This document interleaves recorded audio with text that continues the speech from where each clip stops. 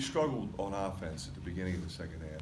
We got pretty decent shots, I thought, and didn't make any of them. They went on a 9-2 run. That changed, wanted to go from 8 to 16, not from 8 to 1. And I thought they got comfortable with their offense. I mean, they got some really good one-on-one players, and we started going a little too much one-on-one. I think we had 2 assists in the second half, 1 assist up until like the 2-minute mark. So we were just trying to do it all on our own a little bit. I mean, we had some good looks. I mean, I'm not complaining about the threes that Patrick or Peyton or Ulis took. I thought they took pretty good shots. None of them went in. Fran, they had 26 points, fast break, some of them off turnovers. Would you attribute to long rebounds, turnovers, or what was your kind of assessment of it?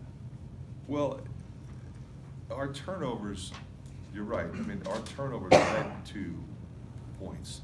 They were live ball turnovers, and they're a good team scoring off of your live ball turnovers. So if you're going to turn it over, you don't want to turn it over that way.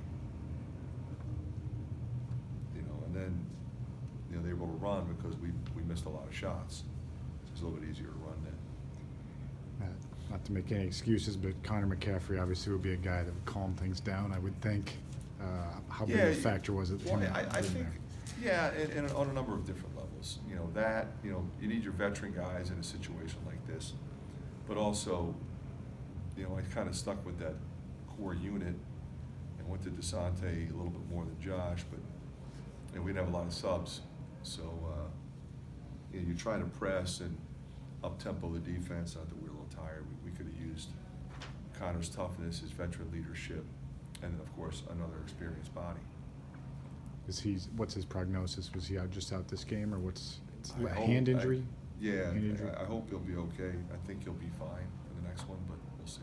I'm sorry, but what is the matter with him?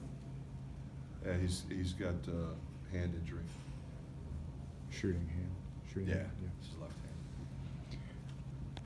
There's obviously, national people out there stunned at this loss. Does this one feel like different than other losses to you, given the their record coming in? I felt like we were playing pretty well as a group.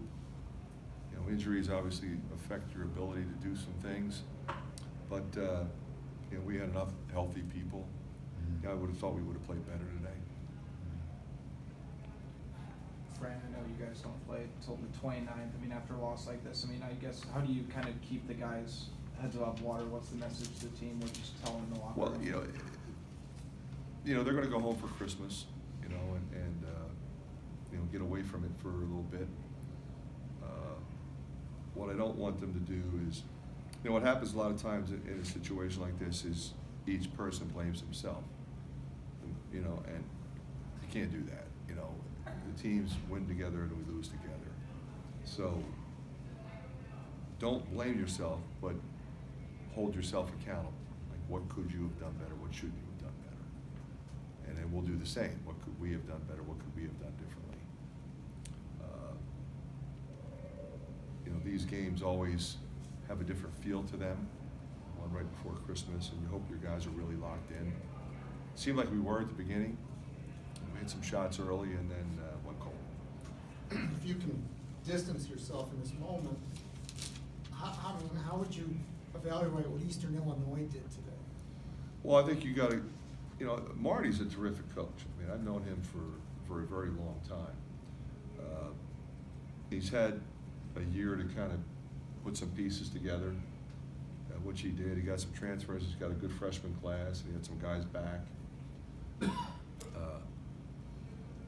They've got one-on-one players. They've got post-up players. They run their stuff really well, and they play really hard.